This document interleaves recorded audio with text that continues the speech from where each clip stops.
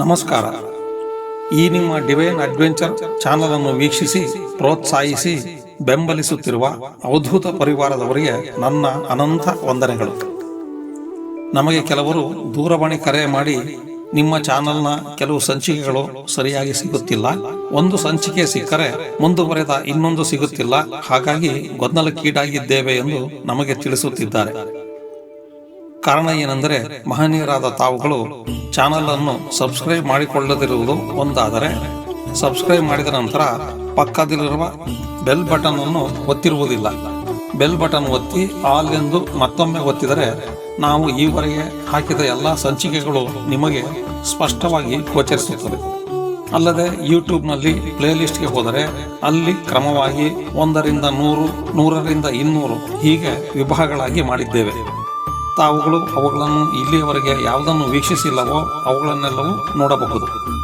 ಸಹೃದಯರಾದ ತಮ್ಮಲ್ಲಿ ನನ್ನದೊಂದು ವಿನಮ್ರ ವಿನಂತಿ, ಇಲ್ಲಿಯವರೆಗೆ ಯಾರು ಡಿವೈನ್ ಅಡ್ವೆಂಚರ್ಸ್ ಚಾನಲ್ ಅನ್ನು ಸಬ್ಸ್ಕ್ರೈಬ್ ಮಾಡಿಕೊಂಡಿಲ್ಲವೋ ಅವರು ದಯಮಾಡಿ ಸಬ್ಸ್ಕ್ರೈಬ್ ಮಾಡಿ, ಬೆಲ್ ಬಟನ್ ಒತ್ತಿ ಮರೆಯದೆ ತಾವೆಲ್ಲರೂ ಪ್ರತಿ ವಿಡಿಯೋಗಳಿಗೆ ಲೈಕ್ ಮಾಡಿ ಪ್ರೋತ್ಸಾಹಿಸಿ, ಬೆಲ್ ಬಟನ್ ಒತ್ತಿ ಬೆಂಬಲಿಸಿ.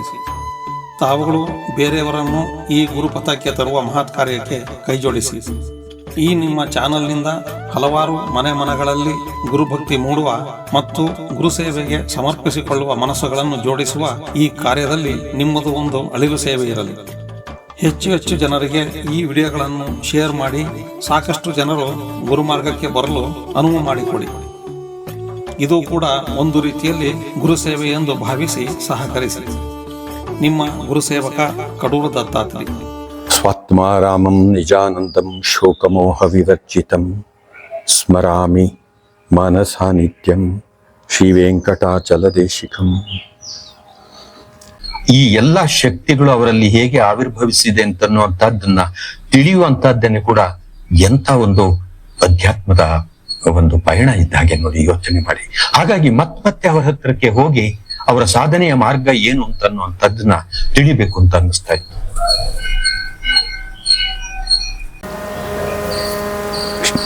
ಶುದ್ಧತೆ ಅಂತನ್ನುವಂಥದ್ದು ಮನಸ್ಸಿಗೆ ಬಹಳ ಮುಖ್ಯವಾದಂಥದ್ದು, ದೇಹಕ್ಕಿಂತಲೂ ಕೂಡ ಅಂತನ್ನುವಂಥ ವಿಚಾರನ ನಾವು ಮಾತಾಡ್ತಾ ಇದ್ವಿ. ಗುರುಗಳು ಯಾವಾಗಲೂ ಕೂಡ ಅದನ್ನೇ ಒತ್ತಿ ಹೇಳ್ತಾಯಿದ್ರು. ನೀನು ಸ್ನಾನ ಮಾಡಿದ್ಯಾ ಬಿಟ್ಯಾ, ತಿಂಡಿ ತಿಂದು ಪೂಜೆ ಮಾಡಿದ್ಯಾ ಬಿಟ್ಯಾ, ಪೂಜೆ ಮಾಡಿದ್ಯಾ ಇಲ್ವಾ, ಇದು ಯಾವುದು ಕೂಡ ಅಷ್ಟು ಮುಖ್ಯ ಅಲ್ಲ ಅವರ ದೃಷ್ಟಿಯಿಂದ. ಅವ್ರ ದೃಷ್ಟಿಲಿ ಯಾವುದು ಮುಖ್ಯವಾಗಿತ್ತು ಅಂತ ಹೇಳಿದರೆ, ನೀನು ಪರೋಪಕಾರ ಮಾಡಿದ್ಯಾ, ಸತ್ಕಾರ್ಯ ಮಾಡಿದ್ಯಾ, ಒಳ್ಳೆಯದನ್ನು ಆಡಿದ್ಯಾ, ಒಳ್ಳೆಯದನ್ನು ಬಯಸಿದ್ಯಾ, ಇತರರಿಗೆ ಏನಾದರೂ ಸಹಕಾರಿಯಾದಂಥ ಜೀವನನ ನಡೆಸ್ತೀಯಾ, ಉಪಕಾರ ಸ್ಮರಣೆ ಇದೆಯಾ ನಿನಗೆ, ನಿನ್ನ ಹಾಗೆ ಬೇರೆಯೋರು ಅಂತನ್ನುವಂಥ ಮನೋಭಾವನೆ ಇದೆಯಾ, ಇವೆಲ್ಲ ಇಲ್ಲದೇ ಉಳಿದಿದ್ದನ್ನು ಏನು ಮಾಡಿದರೆ ಏನಯ್ಯ, ಇದೇ ಅಲ್ವನೆಯ ನಿಜಕ್ಕೂ ಕೂಡ ಮನಸ್ಸಿನ ಪರಿಶುದ್ಧತೆ ಅಂತನ್ನುವಂಥದ್ದು. ಮನಸ್ಸು ಶುದ್ಧವಾಗದೇನೆ ಯಾವುದು ಕೂಡ ಈ ಜೀವನದಲ್ಲಿ ಸಿಂಧುವಾಗತ್ತಯ್ಯ, ಯಾವುದು ನಮಗೆ ಒಲಿದು ಬರೋಕ್ಕೆ ಸಾಧ್ಯನಯ್ಯ. ಆದ್ದರಿಂದ ಮನುಷ್ಯನ ಆಂತರ್ಯವೇ ಮುಖ್ಯವೇ ಹೊರತಾಗಿ ಬಾಹ್ಯವಾದಂಥ ವಿಚಾರಗಳು ಅಲ್ಲ, ಇರಿಕೆ ಶಿರಿಕೆಗಳಲ್ಲ ಅನ್ನೋದನ್ನು ಗುರುಗಳು ತುಂಬ ಸರಿ ಹೇಳ್ತಾಯಿದ್ರು, ಮತ್ತೆ ಹೇಳ್ತಾಯಿದ್ರು, ಯಾವಾಗಲೂ ಇದನ್ನೇ ಹೇಳ್ತಾಯಿದ್ರು. ಗುರುಗಳ ಮನೆಗೆ ಅವರ ದರ್ಶನಕ್ಕೆ ಇವರು ಅವಧೂತರಂತೆ, ಅನೇಕ ಸಿದ್ಧಿಗಳು ಇದೆಯಂತೆ, ಹಂಗಾಗಿ ಅವ್ರನ್ನ ನೋಡಬೇಕು, ಅವರು ಏನ್ ಮಾತಾಡ್ತಾರೆ ಏನ್ ಮಾಡ್ತಾರೆ ಇದನ್ನೆಲ್ಲ ಕಾಣಬೇಕು ಅಂತನ್ನುವಂಥ ಅಪೇಕ್ಷೆಯಿಂದ ತುಂಬಾ ಜನಗಳು ಬರೋರು ಅವ್ರ ಮನೆಗೆ. ಅದರಲ್ಲಿ ಲೌಕಿಕರು ಇರ್ತಾ ಇದ್ರು, ಅಂದ್ರೆ ಪ್ರಾಪಂಚಿಕವಾದಂತ ಆಸೆ ಅಪೇಕ್ಷೆಗಳನ್ನ ಹೊಂದಿದ್ದಂತ ಜನಗಳು ಬರ್ತಾ ಇದ್ರು. ಇವರಲ್ಲಿ ಈ ತರವಾದಂತ ಸಿದ್ಧಿಗಳೆಲ್ಲ ಇದೆಯಂತೆ, ಹಾಗಿದ್ರೆ ಹೇಗಿರ್ಬೋದು, ಅದು ಹೇಗೆ ಅವ್ರಿಗೆ ಸಾಧ್ಯವಾಗಿದೆ ಅಂತ ತಿಳಿಯೋದಕ್ಕಾಗಿ ಯತಿಗಳು, ಸನ್ಯಾಸಿಗಳು ಈ ಥರದವರು ಕೂಡ ಎಲ್ಲ ಅವರ ಮನೆಗೆ ಬರ್ತಾ ಇದ್ರು. ಗುರುಗಳ ಅಂತಃಶಕ್ತಿ ಹೇಗಿತ್ತು ಅಂತ ಹೇಳಿದ್ರೆ, ಒಬ್ಬ ಮನುಷ್ಯನನ್ನ ಒಂದು ಕ್ಷಣ ನೋಡಿದ್ರು ಅಂತ ಹೇಳಿದ್ರೆ ಅವನನ್ನ ಸ್ಕ್ಯಾನ್ ಮಾಡ್ಬಿಡ್ತಾ ಇದ್ರು. ಅವನ ಒಳಗಿನ ಹೊರಗಿನ ಎಲ್ಲ ವಿಚಾರಗಳು ಕೂಡ ಅವರಿಗೆ ಗೊತ್ತಾಗ ಹೋಗ್ಬಿಡ್ತು. ಎಷ್ಟೋ ಸರಿ ಅವರನ್ನ ಕಾಣಕ್ಕೆ ಬಂದಂತ ಜನಗಳು ಅವರನ್ನ ಮಾತಾಡ್ಸೋದಕ್ಕೆ ಪ್ರಯತ್ನ ಮಾಡಿದ್ರು ಕೂಡ ಗುರುಗಳು ಕೆಲವೊಮ್ಮೆ ಸುಮ್ಮನೆ ಇರೋರು, ಮುಗುಮ್ಮಾಗಿರೋರು. ಆದ್ರೆ ನಮ್ಮ ಪ್ರಶ್ನೆಗಳಿಗೆ ಉತ್ತರ ಕೊಡ್ತಾ ಇಲ್ವಲ್ಲ ಅಂತನ್ನೋ ಥರದಲ್ಲಿ ಬಂದಂಥವ್ರು ಏನಾದ್ರೂ ಜೆಸ್ಚರ್ನ ತೋರಿಸಿದ್ರು ಅಂತಂದ್ರೆ ಆಗ ಗುರುಗಳು ಶುರು ಹಚ್ಕೊಳ್ಳೋರು ನೋಡಿ. ಅಂದ್ರೆ ಆ ಮನುಷ್ಯನನ್ನ ಎಲ್ಲಾ ರೀತಿಯಲ್ಲಿಯೂ ಕೂಡ ಅವಲೋಕನ ಮಾಡಿ ಅವನೇ ತನ್ನ ಪ್ರಶ್ನೆಗಳಿಗೆ ಉತ್ತರ ಕೊಡ್ತಾ ಇಲ್ವಲ್ಲ ಗುರುಗಳು ಅಂತನ್ನುವಂಥ ರೀತಿಯಲ್ಲಿ ಜೆಸ್ಚರ್ಸ್ ತೋರಿಸೋ ಮಾತಾಡಿದ್ರೋ ಅಂತ ಟೈಮ್ನಲ್ಲಿ ಗುರುಗಳು ಮಾತಾಡೋದಕ್ಕೆ ಶುರು ಮಾಡ್ಬಿಡೋರು. ನಾನು ಅವ್ರ ಮನೆಗೆ ಹೋದಂತ ಒಂದು ಸಂದರ್ಭದಲ್ಲಿ ಒಂದು ಘಟನೆನ ಗುರುಗಳು ಅವರೇ ಹೇಳಿದ್ರು.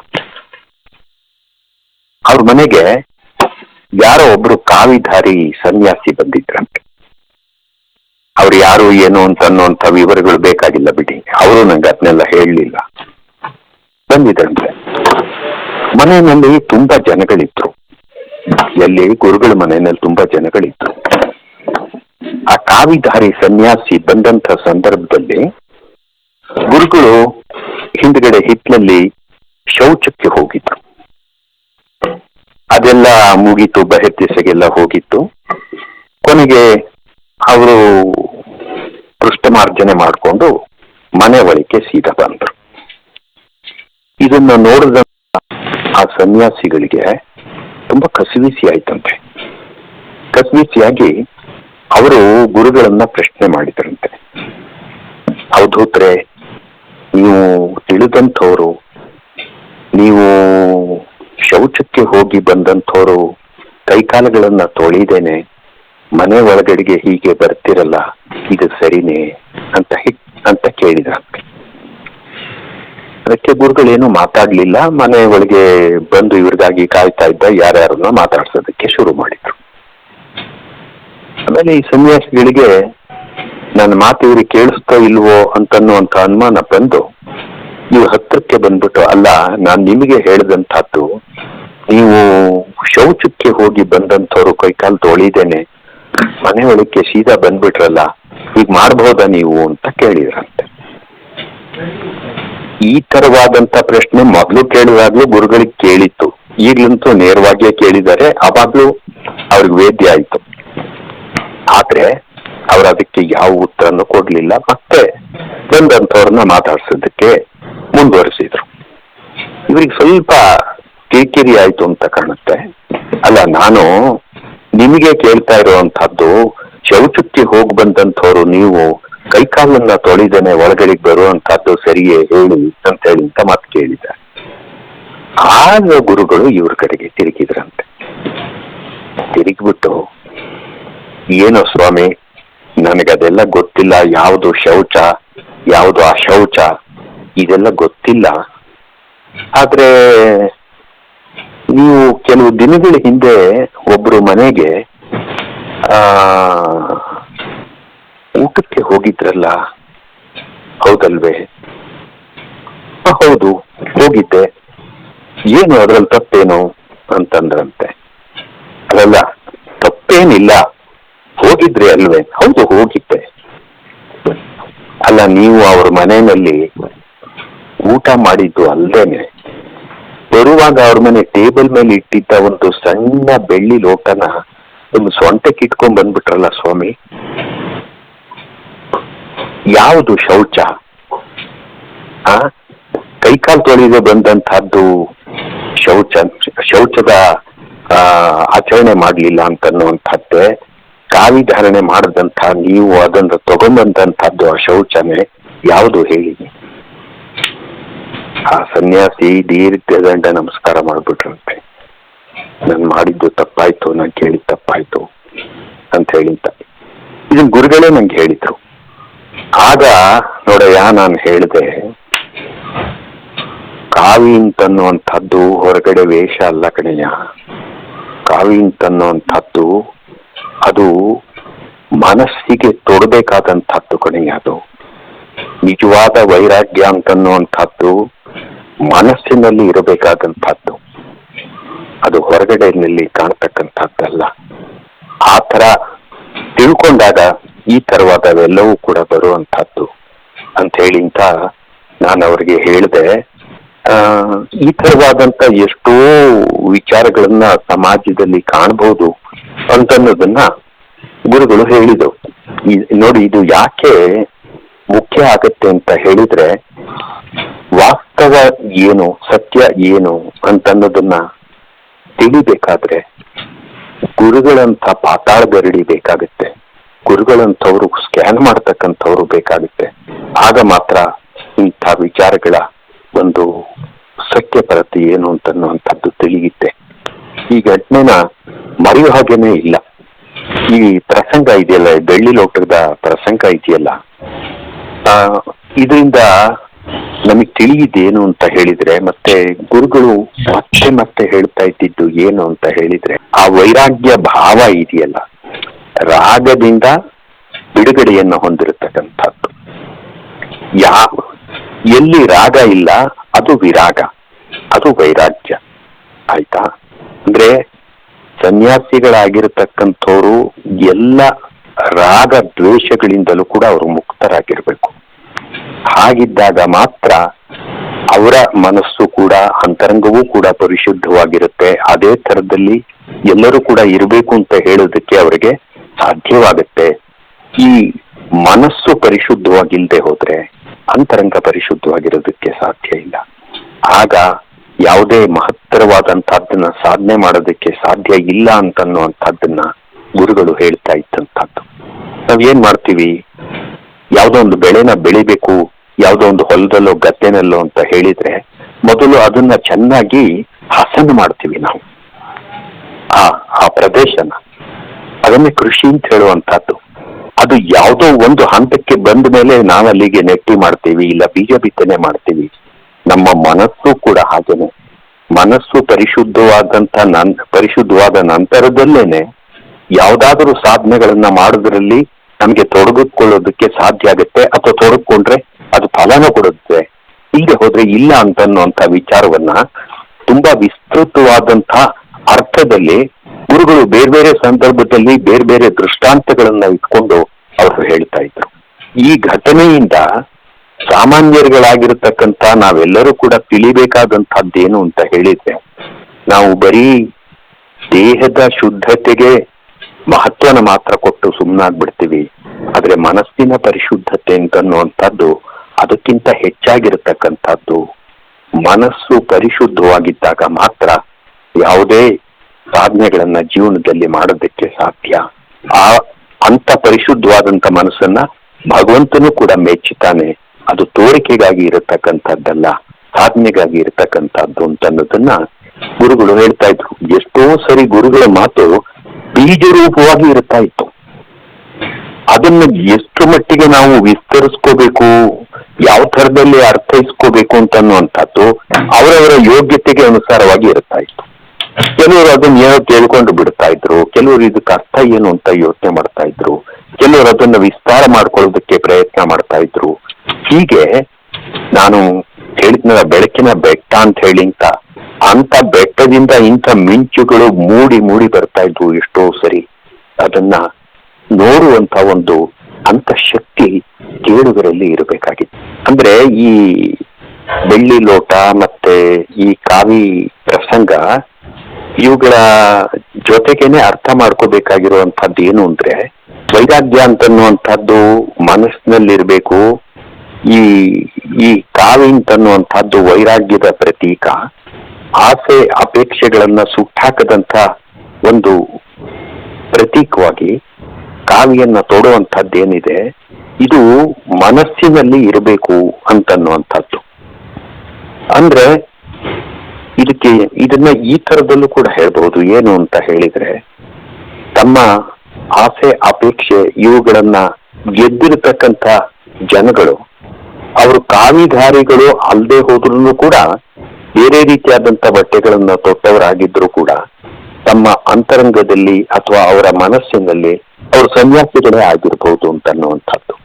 ಅಂದ್ರೆ ಸನ್ಯಾಸ ಅಂತನ್ನುವಂಥದ್ದು ವಿರಾಗಿಯಾಗಿರ್ತಕ್ಕಂಥ ಒಬ್ಬನ ಮನಸ್ಥಿತಿ ಅಂತನ್ನುವಂಥದ್ದು, ವಿರಾಗಿಯ ರೀತಿ ಅಂತನ್ನುವಂಥದ್ದು ಒಂದು ಮನಸ್ಥಿತಿಯ ಹೊರತು ಅದೊಂದು ಕಾಣಿಸ್ಕೊಳ್ತಕ್ಕಂಥ, ಬಾಹ್ಯವಾಗಿ ಕಾಣಿಸ್ಕೊಳ್ತಕ್ಕಂಥ ರೀತಿ ಅಲ್ಲ ಅಂತನ್ನೋದನ್ನ ಗುರುಗಳು ಬೇರೆ ರೀತಿಯಾಗಿ ಹೇಳ್ತಾ ಇದ್ದಂಥದ್ದು. ಅದೇ ನೋಡಿ, ಈ ಪ್ರಸಂಗದಲ್ಲಿ ಈ ಕಾವಿ ಬಟ್ಟೆ ಅಂತನ್ನುವಂಥದ್ದು ಏನಿದೆ, ಇದು ಬೆಂಕಿಯ ಸಂಕೇತ, ಅಗ್ನಿ ಸಂಕೇತ. ಅಗ್ನಿ ಏನ್ ಮಾಡುತ್ತೆ? ಎಲ್ಲವುದನ್ನು ದಹಿಸುತ್ತೆ. ಹಾಗಿದ್ರೆ ಏನನ್ನ ದಹಿಸಿದ್ರ ಸಂಕೇತವಾಗಿ ಈ ಕಾವಿ ಬಟ್ಟೆನ ತೊಡ್ತಾರೆ ಅಂತಂದ್ರೆ, ತಮ್ಮ ಮನಸ್ಸಿನಲ್ಲಿ ಇರುವಂತಹ ಎಲ್ಲ ಆಸೆಗಳನ್ನ, ಲೌಕಿಕವಾದಂತಹ ಆಸೆಗಳನ್ನ ಸುಟ್ಟಾಕಿದ್ರ ಪ್ರತೀಕವಾಗಿ, ಅಗ್ನಿಯ ಸಂಕೇತವಾಗಿ ಕಾವಿ ಬಟ್ಟೆನ ಧರಿಸ್ತಕ್ಕಂಥದ್ದು. ಗುರುಗಳು ತುಂಬಾ ಸರಿ ಹೇಳೋರು, ನನಗೆ ಏನು ಬೇಡವೇ ಬೇಡ ಕಣಯ್ಯ ಅಂತ ಯಾವ ಮನುಷ್ಯ ಹೇಳ್ತಾನೆ ಅಂಥವನನ್ನ ದೇವರು ಗೆಲ್ಲೋದಕ್ಕೆ ಸಾಧ್ಯ ಇಲ್ಲ ಕಣಯ್ಯ. ದೇವರು ಪ್ರತ್ಯಕ್ಷವಾದಾಗಲೂ ಕೂಡ ಏನು ಆ ವರ ಕೊಡು, ಈ ವರ ಕೊಡು, ಇನ್ನೊಂದು ಬೇಕು, ಮತ್ತೊಂದು ಬೇಕು ಅಂತೇಳಿ ಅಂತ ದೇವರಲ್ಲಿ ನಿವೇದನೆ ಮಾಡ್ತಕ್ಕಂಥದ್ದಲ್ವೇನಯ್ಯ. ಆ ದೇವರಲ್ಲೇನೆ ನನಗೇನು ಬೇಡ ಅಂತ ಹೇಳುವಂತ ಮನುಷ್ಯನ್ನ ದೇವರು ಗೆಲ್ಲಕ್ಕೆ ಸಾಧ್ಯ ಇಲ್ಲ ಕಣಯ್ಯ ಅಂತ ಹೇಳ್ತಾ ಇದ್ರು. ಅಂದ್ರೆ ಈ ಕಾವಿ ಅಂತನ್ನುವಂಥದ್ದು ಎಲ್ಲ ಆಸೆ ಅಪೇಕ್ಷೆಗಳನ್ನ ಸಂಪೂರ್ಣವಾಗಿ ನಿರ್ಮೂಲನೆ ಮಾಡಿರತಕ್ಕಂಥ, ದ್ಯೋತಕವಾಗಿ ಇರ್ತಕ್ಕಂಥದ್ದು ಅಂತ ಹೇಳಿ ಅಂತ. ಇಲ್ಲಿ ಕಾವಿ ಬಟ್ಟೆಯನ್ನ ತೊಟ್ಟಿಲ್ದೆ ಹೋದ್ರೂ ಕೂಡ ಒಬ್ಬ ಮನುಷ್ಯ ಅಂತರ್ಯದಲ್ಲಿ ವಿರಕ್ತನಾಗಿದ್ರೆ, ಎಲ್ಲ ಆಸೆ ಅಪೇಕ್ಷೆಗಳಿಂದ ಮುಕ್ತನಾಗಿದ್ರೆ, ಅಂಥವನು ಮನಸ್ಸಿನಲ್ಲೇ ಕಾವಿಯನ್ನ ತೊಟ್ಟಿದ್ದಾನೆ ಅಂತ ಅಲ್ವಾ. ಕಾವಿ ತೊಡಬೇಕಾದಂಥದ್ದು ಮನಸ್ಸಿನಲ್ಲಿ ಕಣೆಯ, ಕಾವಿ ತೊಡಬೇಕಾದಂಥದ್ದು ಮನಸ್ಸಿನಲ್ಲಿ ಕಣೆಯ. ಅಂದ್ರೆ ಈ ವೈರಾಗ್ಯ ಭಾವ ಅಂತನ್ನುವಂಥದ್ದು ಮನಸ್ಸಿನಲ್ಲಿ ಇರಬೇಕು ಅಂತನ್ನುವಂಥ ವಿಚಾರನ ಗುರುಗಳು ಒತ್ತಿ ಒತ್ತಿ ಹೇಳ್ತಾ ಇದ್ರು. ಅಂದ್ರೆ ಅದೊಂದು ತೋರಿಕೆಯಾದಂಥ ವಸ್ತು ಅಲ್ಲ, ಅದು ವಿಷಯ ಅಲ್ಲ, ಅದು ಅವರ ನಡವಳಿಕೆಯಲ್ಲಿ ಹೇಗೆ ವಿರಕ್ತರಾಗಿ ನಡ್ಕೊಳ್ತಾರೆ ಅಂತಕ್ಕಂಥದ್ದನ್ನೇ ಗುರುಗಳು ಒತ್ತಿ ಒತ್ತಿ ಹೇಳ್ತಾ ಇದ್ದಂಥದ್ದು. ಈಗ ಬೇರೆಯವರಂತೆ ಗುರುಗಳು ಕಾವಿ ಬಟ್ಟೆನ ಧರಿಸ್ತಾ ಇರ್ಲಿಲ್ಲ. ನಾವೇನ್ ಹೇಳ್ತೀವಿ, ಸನ್ಯಾಸಿಗಳು ಕಾವಿ ಬಟ್ಟೆಯಿಂದ ಧರಿಸ್ತಾರೆ ಅಂತನ್ನುವಂಥದ್ದು ನಮ್ಮ ಗ್ರಹಿಕೆ, ನಾವು ನೋಡುವಂಥದ್ದು ಹಾಗಿರುತ್ತೆ, ಆಯ್ತಾ. ಆದ್ರೆ ಗುರುಗಳು ಮನಸ್ಸಿನಲ್ಲಿ ಕಾವಿ ಬಟ್ಟೆಯನ್ನು ಧರಿಸ್ಬೇಕು ಅಂತ ಹೇಳ್ತಿದ್ರಲ್ಲ, ಆ ರೀತಿಯಾಗಿ ಅವರ ಮನಸ್ಸಿನಲ್ಲಿ ಕಾವಿ ಬಟ್ಟೆಯನ್ನು ಧರಿಸಿದ್ದಂಥವ್ರಾಗಿದ್ರು. ಗುರುಗಳು ಲೌಕಿಕವಾದಂತಹದ್ದಕ್ಕೆ ಯಾವುದಕ್ಕೆ ಅಪೇಕ್ಷೆ ಪಡ್ತಾ ಇದ್ರು? ಯಾವುದನ್ನು ಅಪೇಕ್ಷೆ ಪಡ್ತಾ ಇರಲಿಲ್ಲ. ಅವರು ಯಾವುದಕ್ಕೂ ಅಂತ್ಯ ಇರಲಿಲ್ಲ. ಎಲ್ಲವುದರ ಒಳಗೆ ಇದ್ದು ಕೂಡ ಎಲ್ಲವುದರಿಂದ ಅವರು ಹೊರತಾಗಿತ್ತು. ಆದ್ರಿಂದ ಕಾವಿಯನ್ನ ತೊಡದೆ ಹೋದ್ರೂ ಕೂಡ ಗುರುಗಳು ಯಾವ ಸನ್ಯಾಸಿಗಿಂತ ಕಡಿಮೆ ಇದ್ರು ಹೇಳಿ. ಆದ್ರಿಂದ ಬೇಕಾಗಿರತಕ್ಕಂಥ ಮಡಿ ಮನಸ್ಸಿಗೆ, ಈ ಮಡಿ ಅಂತನ್ನುವಂಥದ್ದು ವೈರಾಗ್ಯದಿಂದ ಬರತಕ್ಕಂಥದ್ದು, ಅದರಿಂದಲೇ ಮನಸ್ಸಿನ ಪರಿಶುದ್ಧತೆ ಅಂತನ್ನುವಂಥದ್ದು ಬರುದು ಅನ್ನುವಂಥ ವಿಚಾರನ ಗುರುಗಳು ಹೇಳ್ತಾ ಇದ್ರು.